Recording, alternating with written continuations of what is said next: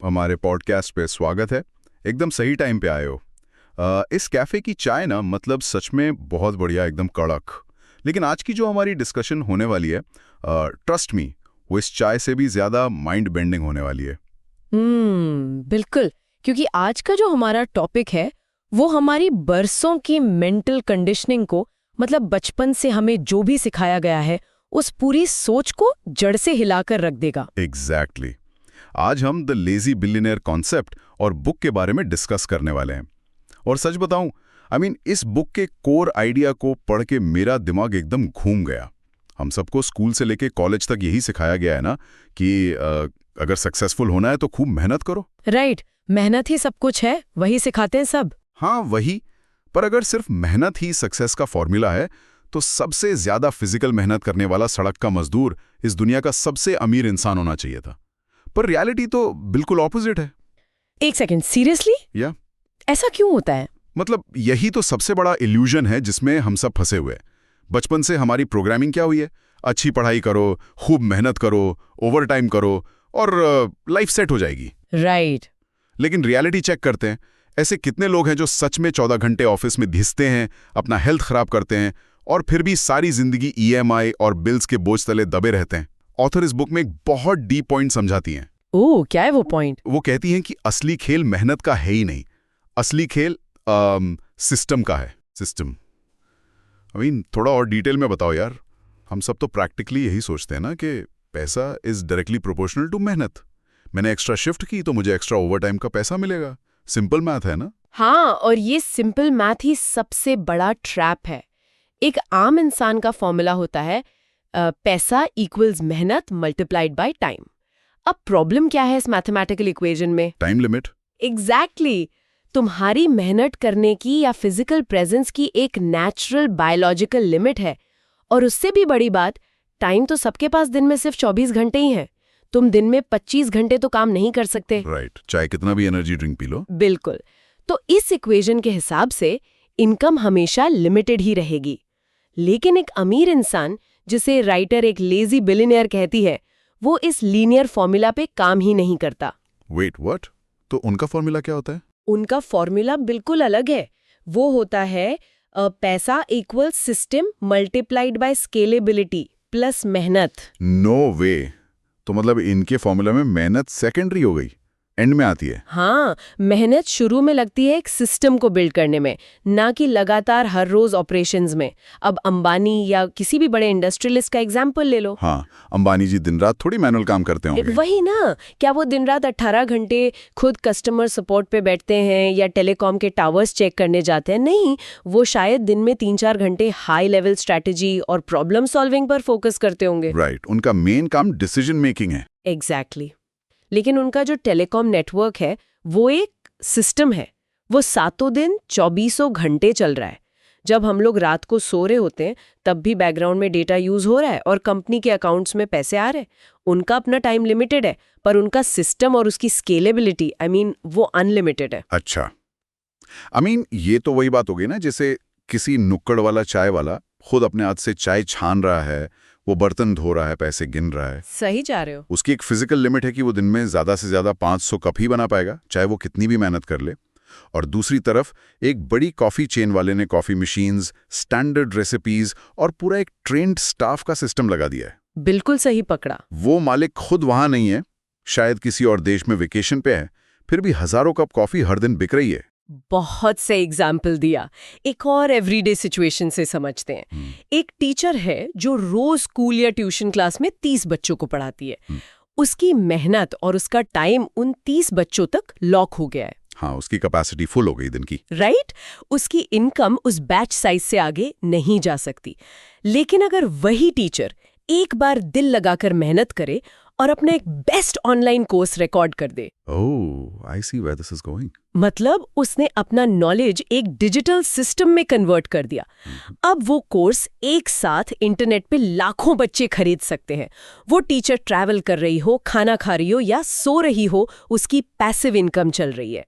Wait, result 1000 गुना ज्यादा हो गया, मेहनत उतनी ही लगी, बल्कि एक ही बार लगी। एग्जैक्टली। सिस्टम चेंज करते ही सब बदल जाता है। यार ये सुनने में तो बहुत कूल लग रहा है, बट ये थोड़ा मुश्किल है। थोड़ा इजी करके बताओ। एक नॉर्मल इंसान जो अभी आईटी सेक्टर में या किसी बैंक में 9 to 5 जॉब कर रहा है, वो अचानक से ग्लोबल डिजिटल कोर्स या टेलीकॉम सिस्टम कैसे बनाएगा? वहां पर एक नया कॉन्सेप्ट इंट्रोड्यूस होता है जिसे लेवरेज कहते हैं। लेवरेज का मतलब सिर्फ अपने हाथ पैर और अपने अकेले के टाइम का यूज मत करो। तो किसका यूज करें? अदर पीपल्स टाइम और अदर पीपल्स मनी का यूज करना सीखो। राइटर ने इसमें हेनरी फोर्ड का एक बड़ा मजेदार किस्सा शेयर किया है जो लेवरेज को परफेक्ट तरीके से एक्सप्लेन करता है। ओह, फोर्ड मोटर्स वाले हेनरी फोर्ड। हाँ, क्या किस्सा है उनका? मैंने तो सुना था वो असेंबली लाइन के जीनियस थे। हाँ वही। तो एक बार किसी न्यूज़पेपर या राइवल ने हेनरी फोर्ड को कोर्ट में चैलेंज किया और उनका मजाक उड़ाया कि वो अनएजुकेटेड है और उन्हें अपनी बिजनेस की टेक्निकल डिटेल्स नहीं पता। अच्छा, फिर क्या हुआ? लॉयर ने उनसे अजीब अजीब हिस्ट्री और साइंस के सवाल पूछे, तो फोर्ड ने शांति से सुनकर बड़ा कमाल का जवाब दिया। क्या बोला उन्होंने? उन्होंने कहा कि मेरे डेस्क पर बटन्स की एक रो है। मुझे जब भी कुछ जानना होता है मैं सही बटन दबाती हूँ और मेरा बेस्ट एक्सपर्ट आकर मुझे उस सब्जेक्ट पर आंसर दे देता है। वाह, सीधा जवाब। मुझे अपने दिमाग को इन अननेसेसरी फैक्ट से भरने की क्या जरूरत है जब मेरे पास एक्सपर्ट्स हैं। मतलब फोर्ड ने दूसरे एक्सपर्ट्स के दिमाग का लेवरेज लिया। मेरे डेस्क पर बस बटन्स हैं। ये तो लिटरली बॉस एनर्जी है। बेसिकली उनका पॉइंट ये था कि लीडर का काम सब कुछ जानना नहीं है, बल्कि सही लोगों को ऑर्केस्ट्रेट करना है। बिल्कुल। और पिछले कुछ सालों में इस डिजिटल एज में तो ये ऑटोमेशन और लेवरेज और भी ज्यादा आसान और सस्ता हो गया है। अब अमेज़न के जेफ बेजोस की अर्ली लाइफ को ही देख लो। हाँ, वो गराज से शुरू किया था उन्होंने। राइट। शुरू में जब उन्होंने अपने गराज में अमेज़न बनाया था तो वो खुद जमीन पर बैठकर किताबें पैक करते थे और गाड़ी चलाकर पोस्ट ऑफिस जाते थे। अगर वो सोचते कि मैं ही सबसे अच्छी पैकिंग करती हूँ और जिंदगी भर वही करते रहते तो क्या अमेज़न आज $1 ट्रिलियन कंपनी होती? डेफिनेटली नहीं। एक इंसान पूरी रात जाग कर भी कितनी ही किताबें पैक कर लेगा। सही बात है। इसीलिए उन्होंने बहुत जल्दी समझ लिया कि उन्हें मैनुअल मेहनत से बाहर निकलकर सिस्टम बिल्ड करना पड़ेगा। उन्होंने वेयर हाउसेज बनाए, कॉम्प्लेक्स लॉजिस्टिक्स नेटवर्क बनाया। और आज तो वहाँ रोबोट्स भी हैं उनके पास। हाँ, एडवांस्ड रोबोट्स और AI रिकमेंडेशन इंजन्स है। आज बेजोस हर एक पैकेज खुद मैनुअली चेक नहीं करते। उनका ऑटोमेशन सिस्टम और एल्गोरिदम इतना स्ट्रांग है कि रात के 3 बजे भी दुनिया के किसी कोने में ऑर्डर प्रोसेस हो रहा है। सही बात है। सोते वक्त भी धंधा चल रहा है। लेजी बिलियनर का कोर प्रिंसिपल ही यही है, खुद मत भागो, प्रोसेसेस और सिस्टम से काम करवाओ। बात तो सही है, बट बीजोस और फोर्ड की कहानी हमने बहुत सुनी है, लेकिन मुझे यहाँ थोड़ा पुशबैक देना पड़ेगा। बेसिकली ये सुनने में कूल है, लेकिन अगर हम फेल हो गए तो? फेल होने का डर? हाँ यार, लाखों लोग अपना पैसा और टाइम रिस्क पे लगाते हैं, अपना छोटा सिस्टम या स्टार्टअप खोलते हैं और उनका बैंक बैलेंस 0 हो जाता है। उनके बारे में तो कोई बात नहीं करता। ये बहुत वैलिड पॉइंट उठाया तुमने। एक आम इंसान जिसके पास EMIs और रिस्पॉन्सिबिलिटीज हैं, उसको डर तो लगता ही है ना। पैसा डूब गया तो क्या होगा? मैं कंप्लीटली अग्री करती हूँ, लेकिन जो तुमने डर की बात की, वो डर एक बायोलॉजिकल रिस्पॉन्स है जो 90% लोगों को एवरेज बना के रखता है।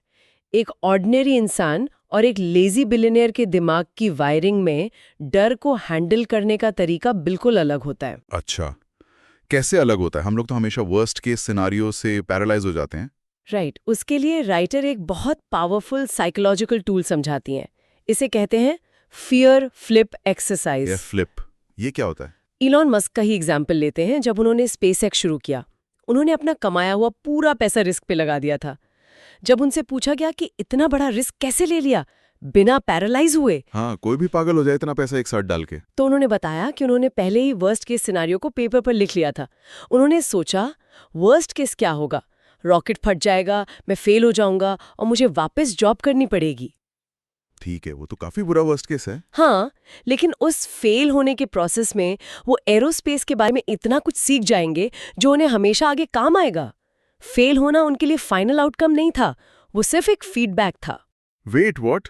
मतलब उन्होंने अपने डर को एक्सप्लिसिटली डिफाइन कर लिया ताकि वो डर एक हवाई भूत ना रहे, बल्कि एक सॉल्वेबल प्रॉब्लम बन जाए। एग्जैक्टली। जैसे बचपन से हम थॉमस एडिसन की कहानी सुनते आ रहे हैं ना, कि उन्होंने बल्ब बनाने के 1000 तरीके नहीं ढूंढे थे, बल्कि 1000 ऐसे तरीके ढूंढे थे जिनसे बल्ब नहीं बन सकता। हाँ, वो ट्रायल और एरर वाली बात। राइट। और इन सब के बीच इस डर से लड़ने और सिस्टम बनाने के अलावा एक और बहुत बड़ा वेपन है इन सक्सेसफुल लोगों के पास। एक बार वॉरेन बफेट और बिल गेट्स से जब उनकी सक्सेस का सीक्रेट पूछा गया, सिर्फ एक वर्ड में। एक वर्ड में? क्या बोला दोनों ने? दोनों ने एक ही वर्ड बोला, फोकस। फोकस? बस एक वर्ड? यस। आई मीन, ये तो बहुत सिंपल साउंड करता है। आजकल तो लोग मल्टीटास्किंग को सुपर पावर मानते हैं। और यही सबसे बड़ी गलती है। हमारा ब्रेन एक साथ 2 हेवी टास्क्स नहीं कर सकता। अमीर लोग अपनी एनर्जी को चिल्लारों की तरह नहीं उड़ाते। इसको ऐसे समझो, हर इंसान के पास दिन में मान लेते हैं 100 यूनिट एनर्जी होती है। Okay, 100 unit. एक आम इंसान उस एनर्जी को 50 अलग अलग चीजों में, गुस्से में या ओवर थिंकिंग में बांट देता है। पर वो लेजी बिलियनियर उसी 100 यूनिट एनर्जी को बचा कर रखता है और सिर्फ 2 या 3 हाई इम्पैक्ट कामों में लगाता है। With what? मतलब हमारी एनर्जी दिन भर में वैसी ही फालतू चीजों में ड्रेन हो जाती है। सुबह उठते हैं और दोपहर तक लगता है बैटरी लो हो गई। उसकी वजह भी ऑथर क्लियर करती हैं। वो कहती हैं हमारे आसपास के एनवायरनमेंट में एनर्जी वैम्पायर्स होते हैं। Energy vampires? एक सेकंड, क्या हम अचानक से किसी साईफाई मूवी में आ गए? हाँ, नहीं यार, एनर्जी वैम्पायर्स कोई सुपरनैचुरल क्रीचर्स नहीं है। ये वो लोग, वो आदतें या वो टॉक्सिक एनवायरनमेंट है जो बिना बात के तुम्हारी मेंटल एनर्जी और फोकस चूस लेते हैं। ओह, लाइक फालतू की गॉसिप करना। एग्जैक्टली। लगातार सोशल मीडिया पर डूम स्क्रॉलिंग करना, या वो नेगेटिव लोग जो हर सॉल्यूशन में एक प्रॉब्लम निकालकर रोते रहते हैं। लेजी बिलियनियर्स इन एनर्जी वैम्पायर्स को अपनी लाइफ से रूथलेसली कट ऑफ कर देते हैं। बाप रे, मतलब हमारे वो दूर के रिश्तेदार या वो टॉक्सिक कॉलेज वाले व्हाट्सएप ग्रुप्स जहां दिन भर राजनीति पे बहस होती है, वो सब बेसिकली हमारे एनर्जी वैम्पायर्स हैं जो हमारा फोकस चूस रहे हैं। एकदम सही पकड़ा। वो मेंटल स्पेस खा रहे हैं और तुम्हारी प्रोग्रेस ब्लॉक कर रहे हैं। वाओ, ये नया पर्सपेक्टिव है। और सोचो, जब तुम इन वैम्पायर्स को हटा दोगे, तब तुम्हारा बचा हुआ टाइम वहां जाएगा जहां सच में आना चाहिए, तुम्हारे नेटवर्क पर। नेटवर्क? मतलब ऑथर एक बहुत गहरी बात बताती हैं कि your network is your net worth. दुनिया में आज तक किसी ने भी अकेले $1 मिलियन एम्पायर खड़ा नहीं किया है। या दैट मेक्स सेंस। एप्पल जैसी बड़ी कंपनी भी स्टीव जॉब्स ने अकेले थोड़ी ना बनाई थी। उनके पास पूरी ब्रिलियंट टीम थी। सही कहा। पिक्सार एनिमेशन स्टूडियोज का एग्जाम्पल बहुत कमाल का है इसमें। जब स्टीव जॉब्स ने पिक्सार खरीदी थी, तो क्या उन्हें एनिमेशन करनी आती थी? नहीं। वही तो, वो थोड़ी ना बैठ के ड्राइंग कर रहे थे। राइट। उन्होंने लेवरेज लिया जॉन लैसेटर और पिक्सार की क्रिएटिव टीम का। जॉब्स के पास विजन था और टीम के पास क्रिएटिविटी थी। उन दोनों के नेटवर्क ने मिलकर सिनेमा की हिस्ट्री बदल दी। आई मीन, बिल्कुल परफेक्टली एक्सप्लेन्ड है। अगर हम अपने यहाँ क्रिकेट की बात करें, तो एक सिंगल बैट्समैन चाहे डबल सेंचुरी मार दे, वो अकेले अपने दम पर पूरा मैच नहीं जिताता है ना। बिल्कुल नहीं जिताता। तुम्हें दूसरे एंड पे एक अच्छा पार्टनरशिप चाहिए, अच्छे बॉलर्स चाहिए, टॉप क्लास फील्डर्स चाहिए। एक पूरी टीम मिलकर वर्ल्ड कप जिताती है। Spot on analogy. और ये हाई वैल्यू नेटवर्क बनता कैसे है? अबंडेंस माइंडसेट से। जिम कैरी का नाम सुना है?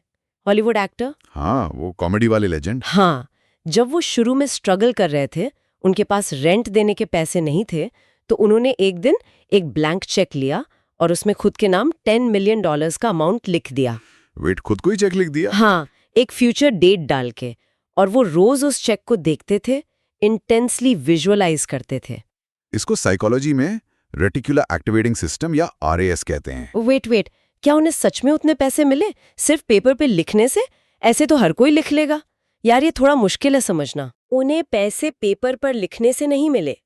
उस पेपर ने उनके दिमाग के RAS को रीप्रोग्राम कर दिया।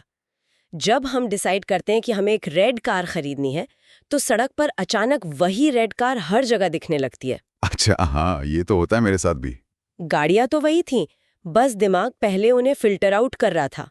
जिम कैरी के उस चेक ने उनके ब्रेन को अबंडेंस और अपॉर्चुनिटीज देखने के लिए प्राइम कर दिया। और कुछ सालों बाद उन्हें डम एंड डम्बर मूवी के लिए एग्जैक्टली $10 मिलियन का ही कॉन्ट्रैक्ट मिला। उफ, गूज़बम्स आ गए सुन के। दिमाग में पहले वेल्थ बनती है, फिर अकाउंट में आती है। एग्जैक्टली। माइंडसेट का खेल है सब। तो फाइनली इतना सब डिस्कस करने के बाद अमीर बनने का अल्टीमेट गोल क्या है? क्या बैंक में बस बहुत सारा पैसा होना चाहिए? यही तो इस पूरी फिलॉसफी का सबसे बड़ा ट्विस्ट है। ऑर्डिनरी लोगों को लगता है कि अमीर बनने का गोल है बहुत सारा पैसा जमा करना और एक्सपेंसिव चीजें खरीदना। लेकिन लेजी बिलियनर की नजर में असली वेल्थ टाइम फ्रीडम है। Time freedom? आई मीन, ऐसी फ्रीडम जहां तुम डिसाइड करो कि तुम्हारा दिन कैसे गुजरेगा। एग्जैक्टली। रिचर्ड ब्रांसन जो वर्जिन ग्रुप के फाउंडर हैं, उनका एक बहुत मशहूर थॉट है। वो कहते हैं कि उनका बिजनेस पैसों के बारे में नहीं है, वो टाइम फ्रीडम के बारे में है। ओह वाओ, ये तो अलग ही लेवल की सोच है। आम इंसान पैसों के लिए अपना टाइम बेचता है, लेजी बिलियनर सिस्टम से अपना टाइम खरीदता है ताकि वो आइलैंड पे चिल कर सके और उसका सिस्टम इनकम देता रहे। वाह, पैसों से अपना ही टाइम वापस खरीदना। लेकिन प्रैक्टिकली ये होता कैसे है? एक इनकम पे तो रिस्क है ना। इसलिए वो 70-20-10 रूल फॉलो करते हैं। वो मल्टीपल इनकम स्ट्रीम्स बनाते हैं। 70% सेफ एसेट्स में जैसे रियल एस्टेट, 20% ग्रोथ एसेट्स में जैसे म्यूचुअल फंड्स और 10% हाई रिस्क में। अच्छा, जैसे टेक स्टार्टअप्स या क्रिप्टो में। हाँ, वो अपनी एक्टिव इनकम को पैसिव इनकम में बदलते हैं। रेंट, रॉयल्टी, डिविडेंड्स, अगर एक सोर्स बंद भी हो जाए तो बाकी सोर्सेज उन्हें चलाते रहते हैं। This is just brilliant. I mean, इतना सारा डीप नॉलेज एक ही डिस्कशन में मिल गया है ना? एकदम आई ओपनिंग कॉन्सेप्ट है ये। यार। इस डीप डाइव ने तो मेरा दिमाग सच में खोल के रख दिया है। और पता है, इसका बेस्ट पार्ट यही था कि ये सिर्फ थ्योरी नहीं है। बिल्कुल। इनफैक्ट इस डिस्कशन से इंस्पायर होके मैंने तो पर्सनली डिसाइड कर लिया है कि मैं अपनी एक पुरानी आदत कल सुबह से ही बदलने वाली हूँ। ओह, कौन सी आदत बदलने का प्लान बनाया है? मैं अब तक सुबह उठते ही सबसे पहले अनकॉन्शियसली अपना फोन चेक करती थी। ईमेल, सोशल मीडिया, सब कुछ देखती थी। हाँ, वही अपने एनर्जी वैम्पायर्स को बुलाना। राइट। पर कल सुबह से मैं अपने दिन के पहले 30 minute strictly no screen zone रखूंगी। वो टाइम सिर्फ डीप वर्क और अपने सिस्टम बिल्डिंग पे लगाऊंगी। काम को ऑटोमेट करने पे फोकस करूंगी। I love that. और जहां तक मेरी बात है, मैं टुमारो मॉर्निंग सबसे पहले अपने फोन सेटिंग्स में जाकर उन सभी एनर्जी वैम्पायर्स, मेरा मतलब है उन टॉक्सिक व्हाट्सएप ग्रुप्स को म्यूट करने वाला हूं। हाँ, बहुत जरूरी है वो करना। मुझे भी फ्यूचर में अपना टाइम फ्रीडम चाहिए यार, सच में। इस चैट में बहुत मजा आया। सभी सुनने वालों के लिए एक थॉट छोड़कर जाता हूं कि वक्त ही सबसे कीमती करेंसी है। इसको संभाल के खर्च करें। इस आज की पॉडकास्ट से विदा लेते हैं।